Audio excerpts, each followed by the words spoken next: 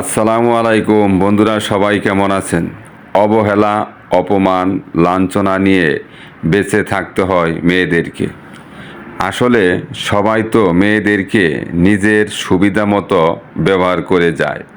মেয়েরা যার কথা মতো চলে তার কাছে সে অনেক ভালো।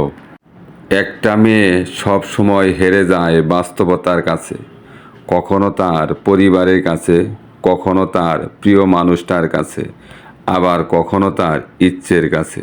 মেয়েরা চাইলেই তার ইচ্ছে মতো চলতে পারে না, তার ছোট ছোট ইচ্ছেগুলো পূরণ করতে পারে না, পারে না তার ভালোবাসা দিয়ে কাউকে খুশি করতে।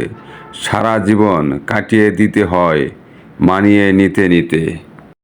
আমরা যে মানুষটিকে ভালোবেসে তাকে নিয়ে স্বপ্ন দেখি, দিন শেষে সেই মানুষটি বদলে যায়। এমনভাবে বদলে যায় যে মানুষটির জীবনে আমাদের অস্তিত্ববিহীন হয়ে যায়। আর যেখানে আমাদের কোনো অস্তিত্বই নেই, সেখানে থেকে কী লাভ? শুধু শুধু মায়া ভারিয়ে কাজ নেই, বিচ্ছেদই ভালো। মানুষ নিজের লক্ষ্য ও উদ্দেশ্য ভুলে গিয়েই তখনই ব্যর্থ হয়। মানুষের কিছু একান্ত ব্যক্তিগত দুঃখ থাকে, যা ছোঁয়ার সবার অধিকার থাকে না। কপালে সুখ লেখা না থাকলে সে কপালে পাথর ঠুকিয়েও লাভ নেই।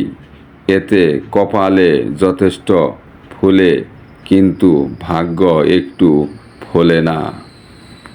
বন্ধু থেকে ভালোবাসার উপনীত হলেও ভালোবাসা থেকে বন্ধুত্বের উপনীত কখনো হওয়া যায় না। সবচেয়ে গর্বের একটি বিষয় হলো বড় হয়েও নিজেকে ছোট মনে করা। প্রশংসা করতে হবে প্রকাশ্যে, আর সমালোচনা করতে হবে ব্যক্তিগতভাবে।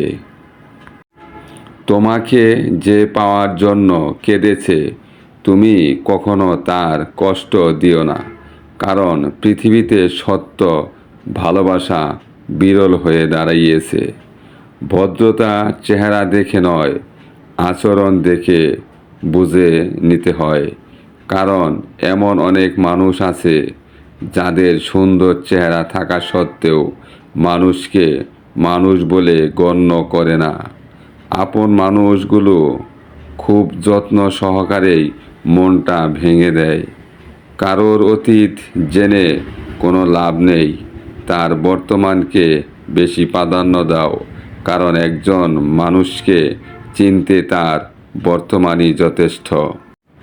ভালোবাসার কথাগুলো হতে পারে খুব ক্ষুদ্র, কিংবা